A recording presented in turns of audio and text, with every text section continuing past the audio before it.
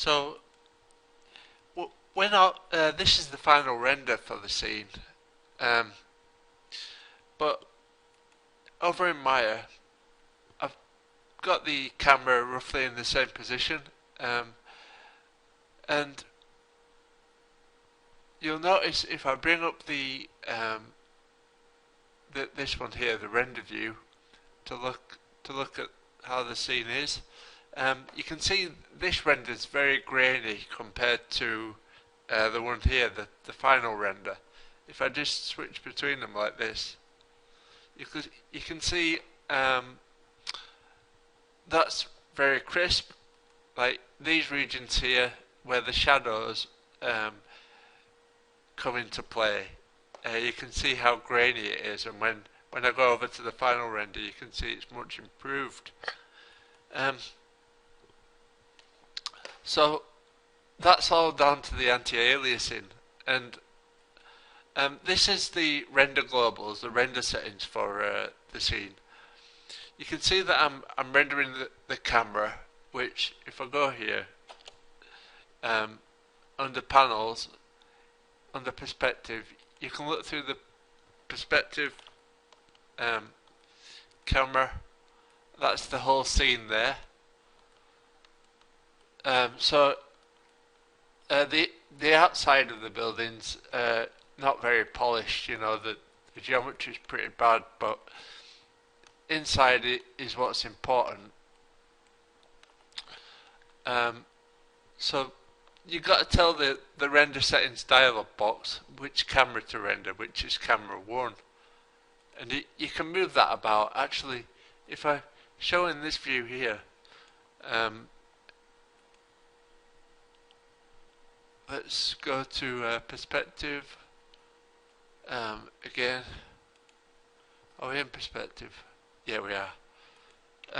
If I zoom out and go 4 here to bring up the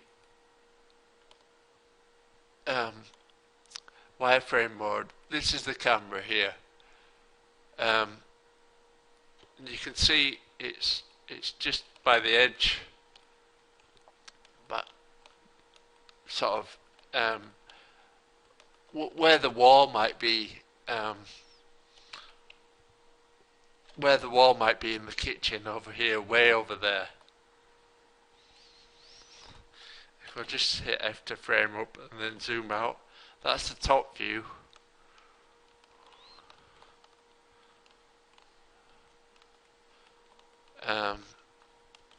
So it's way over there. Anyway, if I go back into the camera, that's what it can see. If I go into the camera 100% and then hit 6 to shade and 7 for lighting. So for the render, I've told it to render camera 1, and I want to do a 1080 render. You can change this for different dimensions and stuff. If you're just doing for testing purposes while you're messing with the renders, go for 640 by 480, because there's a lot less pixels to shade and it's quicker to do the job if you're doing that. But for a final render, you want HD 1080.